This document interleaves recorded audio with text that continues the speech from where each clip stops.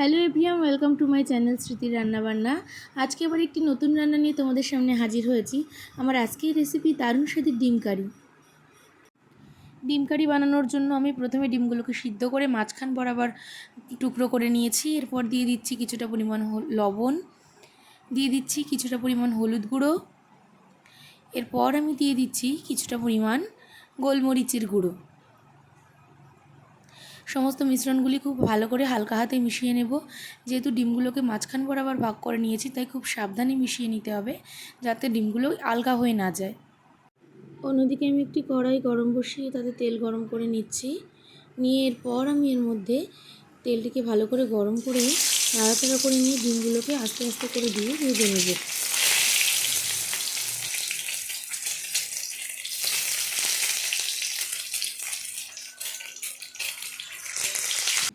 এবার ধীরে ধীরে খুব সাবধানে ডিমগুলোকে উল্টে নিতে হবে। খুব বেশি ভাজার প্রয়োজন নেই, খুব সামান্য একটু ফ্রাই করে নামিয়ে নিলেই হবে। আর তোমরা যারা গোটা ডিমের কারি করতে চাও, তারা ডিমের সাইড দিয়ে একটুখানি করে চিড়ে নেবে, নিয়ে তোমরা করতে পারো। দেখো, এদিকে আমার ডিমগুলো ভাজা হয়ে গেছে। আর এবার আমি পরের ধাপে এগোবো। অন্যদিকে আমি কড়াইতে তেল গরম করে দিয়ে দিচ্ছি দুটো মিডিয়াম সাইজের পেঁয়াজ কুচি।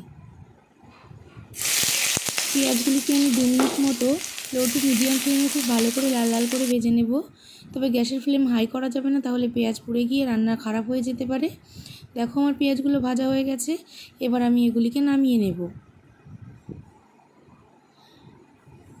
অন্যদিকে আমি একটি মিক্সিং জার নিয়ে নিচ্ছি। এবার আমি এর মধ্যে দিয়ে দেব আগে থেকে ভেজে রাখা পেঁয়াজ,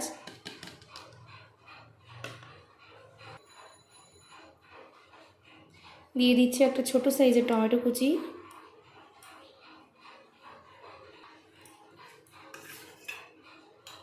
এবার আমি দিয়ে দিচ্ছি 3 টেবিল স্পুন টক দই, ফেটিয়ে রাখা টক দই, যার মধ্যে আমি সামান্য নুন চিনি দিয়ে ফেটিয়েছিলাম।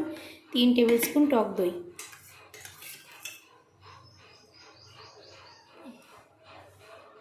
নিয়ে নিচ্ছি 4টি কাজু বাদাম, দিয়ে দিচ্ছি কয়েকটি কাঁচা লঙ্কা। এবার এই উপকরণগুলি দিয়ে আমি খুব ভালোভাবে ব্লেন্ড করে নেব। এদিকে দেখো, আমার মশলার পেস্টটি খুব ভালোভাবে রেডি হয়ে গেছে। এবার কড়াইতে যে পেঁয়াজ ভাজা তেল ছিল, সেই তেলের মধ্যেই আমি একে একে দিয়ে দেব গোটা গরম মশলা,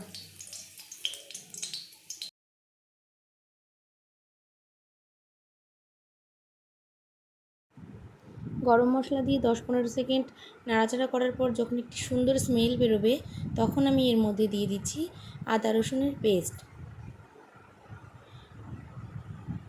খুব ভালোভাবে মিশিয়ে নেব। এরপর আমি এর মধ্যে একে একে দিয়ে নিচ্ছি কিছুটা পরিমাণে হলুদ গুঁড়ো, এরপর দিয়ে দিচ্ছি কিছুটা পরিমাণে কাশ্মীরি লাল লঙ্কার গুঁড়ো, তারপর আমি দিয়ে দেব কিছুটা পরিমাণে জিরে বাটা। তো তোমরা এখানে জিরে বাটার বদলে জিরের গুঁড়িও ব্যবহার করতে পারো, আমি এখানে বাটাটাই ব্যবহার করেছি। এবার মিশ্রণগুলিকে খুব ভালো করে কিছুটা সময় মিশিয়ে নিয়ে, যাতে মশলাটি পুড়ে না যায়, সেজন্য আমি এখানে খুব সামান্য পরিমাণে জল অ্যাড করে নিচ্ছি। এবার মশলাগুলিকে খুব ভালো করে কষিয়ে নেব। তারপর যখন তেল ছাড়তে শুরু করবে মশলা দিয়ে, তারপর আমি এর মধ্যে দিয়ে দিচ্ছি আগে থেকে মিক্সিং জারে রেডি করে রাখা মশলার মিশ্রণটি। এই যে আমার মশলার মিশ্রণটি আমি এবার এর সঙ্গে মিশিয়ে খুব ভালো করে কিছু সময় কষিয়ে নেব।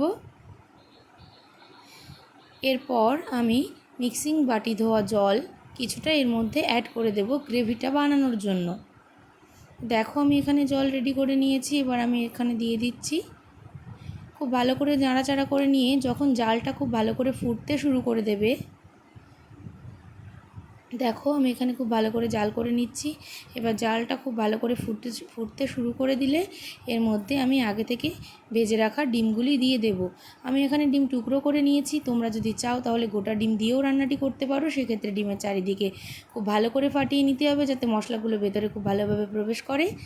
এবার দেখো, ডিম দিয়ে খুব বেশি নাড়াচাড়া করার প্রয়োজন নেই, তাহলে খুলে যাওয়ার সম্ভাবনা থাকবে। হালকা হাতে নাড়াচাড়া করে নিয়ে উপর দিয়ে কিছুটা পরিমাণে গরম মশলা গুঁড়ি আমি এবার মিশিয়ে নেব। তার আগে আমি একটু লবণ দিয়ে নিচ্ছি। লবণটা তোমরা চাইলে আগে দিতে পারো, আমি শেষের দিকেই দিচ্ছি। এবার আমি এখানে কিছুটা পরিমাণে গরম মশলা গুঁড়ি দিয়ে দেব। আর গরম মশলার গুঁড়ি দিয়ে খুব ভালো একটু নাড়াচাড়া করে নামিয়ে নিলেই রেডি হয়ে যাবে আমার ডিম কারি। আর এখানে বলে রাখি, তোমরা চাইলে এখানে ধনেপাতা কুচিও ব্যবহার করতে পারো, যেহেতু আমার কাছে নেই তাই আমি ব্যবহার করিনি। তো দেখো, এদিকে আমার রান্নাটি রেডি হয়ে গেছে, আমি এবার নামিয়ে নিচ্ছি। আশা করি ভিডিওটি তোমাদের ভালো লেগেছে, তোমরা অবশ্যই বাড়িতে ট্রাই করো। আর ভিডিওটি ভালো লাগলে একটি লাইক করে দিও, শেয়ার করে দিও এবং চ্যানেলটিকে সাবস্ক্রাইব করে দিয়ে আমার পাশে থেকো। তো চলো, দেখা হচ্ছে পরের অন্য কোনো ভিডিওতে। সবাই ভালো থেকো, সুস্থ থেকো। ধন্যবাদ।